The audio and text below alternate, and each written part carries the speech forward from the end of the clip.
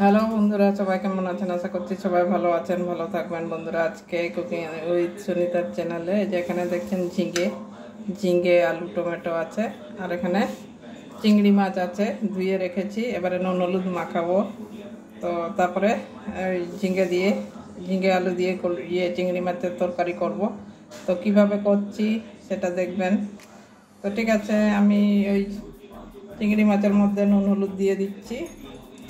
নুন হলুদ মাখিয়ে রেখে দেবো। এদিকে ততক্ষণ ঝিঙেটাও আমার কাটা হয়ে যাবে।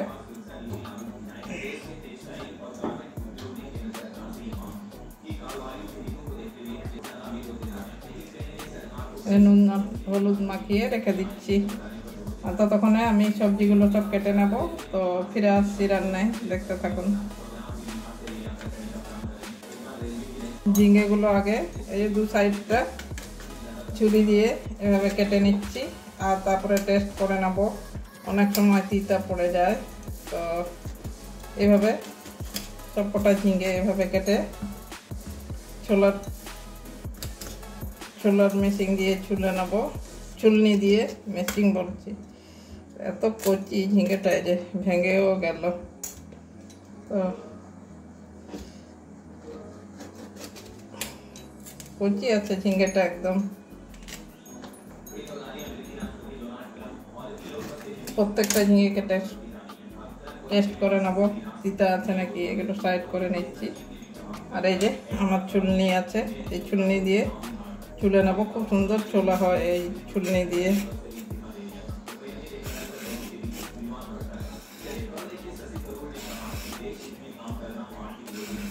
এভাবে সমস্ত ঝিঙেগুলো ছুলে নেব। বন্ধুরা, পুরো ছোলাটা দেখাচ্ছি না, বড় হয়ে যাবে ভিডিওটা, অনেক বড় করছি।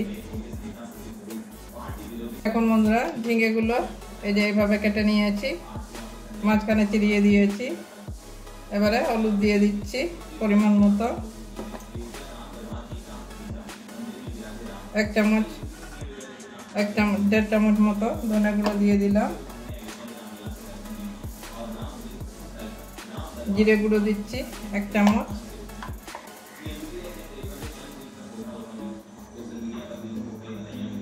কাশ্মীরি লাল লঙ্কার গুঁড়ো দিয়ে দিচ্ছি 1.5 চামচ।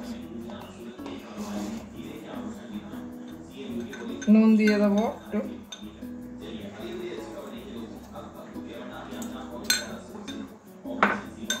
এবারে এগুলো মাখিয়ে রেখে দেবো কিছুক্ষণের জন্য।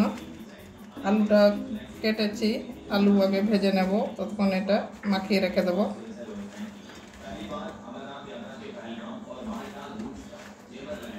সবগুলো এভাবে মাখিয়ে রেখে দেবো। একদিন বলেছি বন্ধুরা, হাতে ধরে ভিডিও করি, একইতে বড় ভিডিও, তারপরে আবার হাতে ধরে করতে হয়, তো অসুবিধা হয়ে যাচ্ছে। আমার ইয়েটা খারাপ হয়ে গেছে, ভেঙে গেছে, কিনতে পারছি না। তো যাই হোক, কিছু মনে করবেন না, হয়তো একটু টেরা বেঁকা হবে। তো যাই হোক, দেখবেন ভিডিওটা প্রথম থেকে শেষ পর্যন্ত দেখবেন। এবারে এই যে মাখানো হয়ে গেছে, এবারে রেখে দেবো কিছুক্ষণের জন্য। এবারে রান্নায় ফিরে যাব। এবারে গ্যাসটা ধরিয়ে নেব।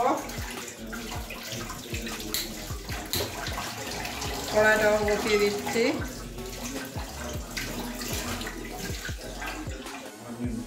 এবারে কড়াই তেল ঢেলে নিচ্ছি, সরষের তেল। কড়াই গরম হয়ে গেছে, তেলটা একটু গরম হতে দেবো। তেল গরম হয়ে গেছে, এবারে আলুটা ভেজে নেব হালকা।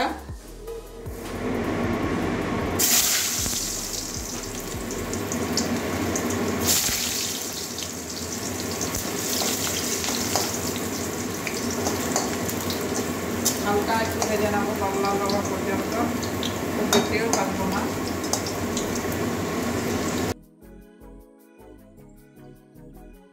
আলুটা আমার ভাজা হয়ে গেছে, এগুলো একটু লাল লাল করে ভেজে নিয়েছি। এবারে তুলে নেবো।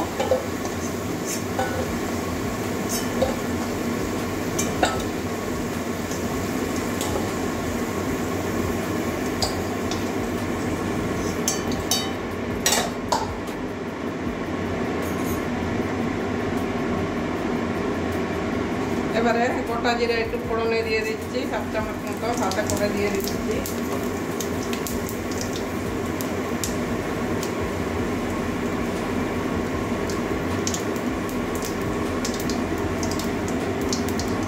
জিরেটা ভাজা হয়ে গেছে, এবারে কয়েকটা রসুন থেতো করে নিয়েছি দিয়ে দিচ্ছি।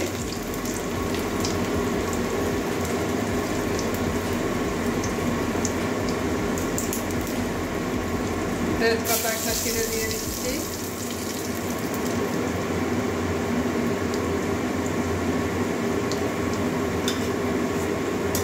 এবারে পেঁয়াজ একটা সাইজের পেঁয়াজ একটা কষে নিয়েছি, এটা দিয়ে দিচ্ছি।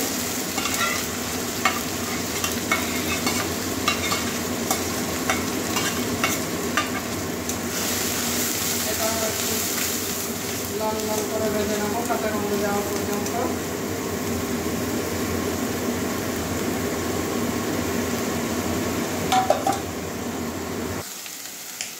এবারে যে কাঁচা লঙ্কা পেকে গেছে, এটা দিয়ে দিচ্ছি। পেঁয়াজটা অনেকটাই ভাজা হয়ে গেছে, কাঁচা গন্ধ চলে গেছে পেঁয়াজের।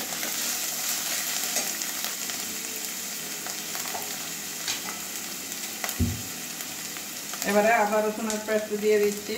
এই যে 1 চামচের একটু বেশি দিলাম, 1.5 চামচ মতো। এটাও কাঁচা গন্ধ যাওয়া পর্যন্ত ভাজবো। আদা রসুনের কাঁচা গন্ধ চলে গেছে।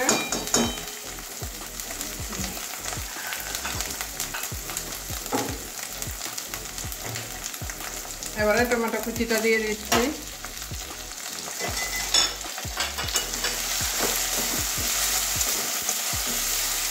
ডিমের মধ্যে আমার অনেকটাই মশলা দেওয়া আছে, ওই জন্য অল্প অল্প করে একটুখানি মশলা দিয়ে দেবো। জিরে গুঁড়ো 1/2 চামচ, ধনে গুঁড়ো 1 চামচই দিয়ে দিলাম, 1 চামচের বেশি দিচ্ছি। ধনে গুঁড়ো বেশি দিলেও অসুবিধা নেই।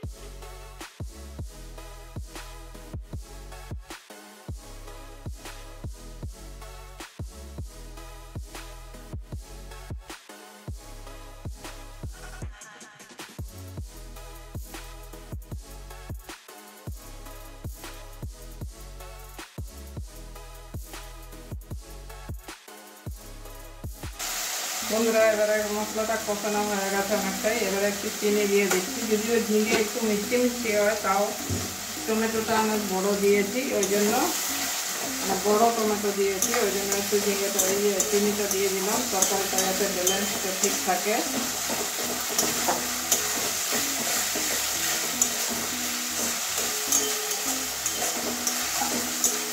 টমেটোটাকে খুব বেশি গুঁড়ো করবো না।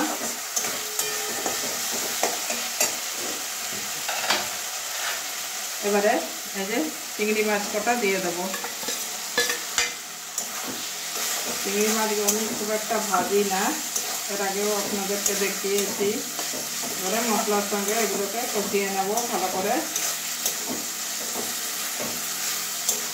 চিংড়ি মাছ থেকেও জল ছাড়ে, তাহলে মশলাটাও আমার ভালোভাবে কষানো হয়ে যাবে। চিংড়ি মাছটা আমার কষানো হয়ে গেছে। এই যে চিংড়ি মাছ থেকে যা জল বেরিয়েছিল সব শুকিয়ে গেছে। এবারে ভেজে রাখা আলুটা দিয়ে দেবো।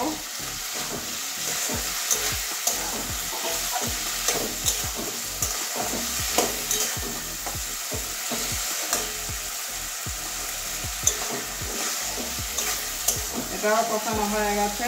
এবারে মশলা মাখানো ঝিঙেটা দিয়ে দিচ্ছি।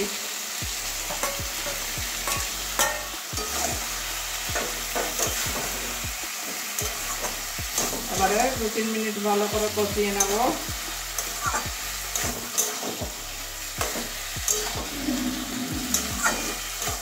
ভালো করে 2-3 মিনিট কষিয়ে নেব।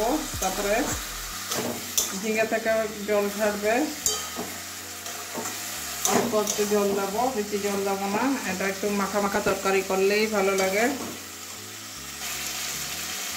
2-3 মিনিট ধরে কষালাম। এই যে ঝিঙে থেকেও একটু জল ছেড়েছিল, তো ওইটাও শুকিয়ে গেছে। ঝিঙে তো নরম জিনিস, তো এবারে জল দিয়ে ঢাকা দিয়ে দেবো 5 মিনিটের জন্য। যেই থালাতে ঝিঙে ঢেলেছিলাম, মশলা মাখিয়ে রেখে দিয়েছিলাম, ওই থালায় করে এই যে ধুয়ে জলটা দিয়ে দিচ্ছি। আর এমনিতেই একটু জল দিয়ে দেবো।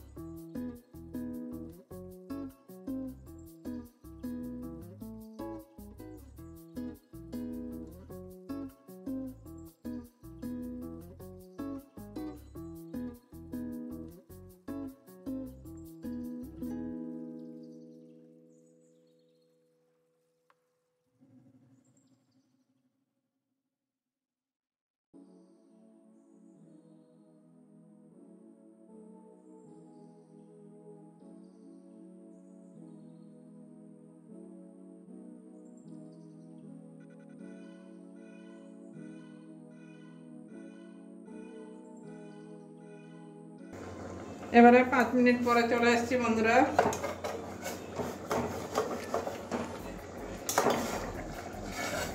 এত উঠেছে যে সাইডে মশলা টসলা সব লেগে গেছে। দেখুন আমার তরকারিটা অনেকটাই হয়ে গেছে, অনেকটা বলতে পুরোটাই হয়ে গেছে। এই যে আলুটাও একদম গলে গেছে। আলু গলে গেছে মানে বুঝতেই পারছেন, ঝিঙে তো মানে নরম জিনিস, ঝিঙেও একদম সিদ্ধ হয়ে গেছে। কচি কচি ঝিঙে ছিল। এবারে একটু গরম মশলা দিয়ে দেবো। গরম মশলা দিয়ে নামিয়ে একটা প্লেটের মধ্যে বেড়ে দেখাবো। তো ঠিক আছে, আমি এবারে গরম মশলাটা দেবো। এবারে গরম মশলাটা দিয়ে দিচ্ছি।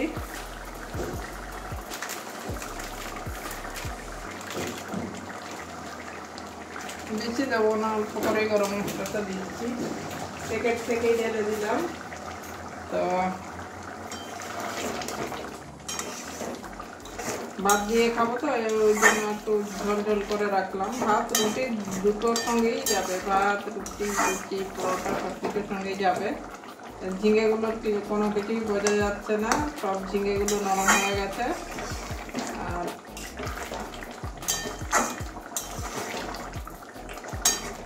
একটু ঝোল ঝোল থাকলে ভালো হয়। একটু ডাল ছাড়া যদি এরকম তরকারি করা হয় তাহলে আর ডালেরও প্রয়োজন হয় না। চিংড়ি মাছের টেস্ট তো সবাই জানি আমরা। তো যাই হোক, এবারে নামিয়ে একটা প্লেটের মধ্যে ঢেলে দেখাচ্ছি। এবারে নামিয়ে নিচ্ছি।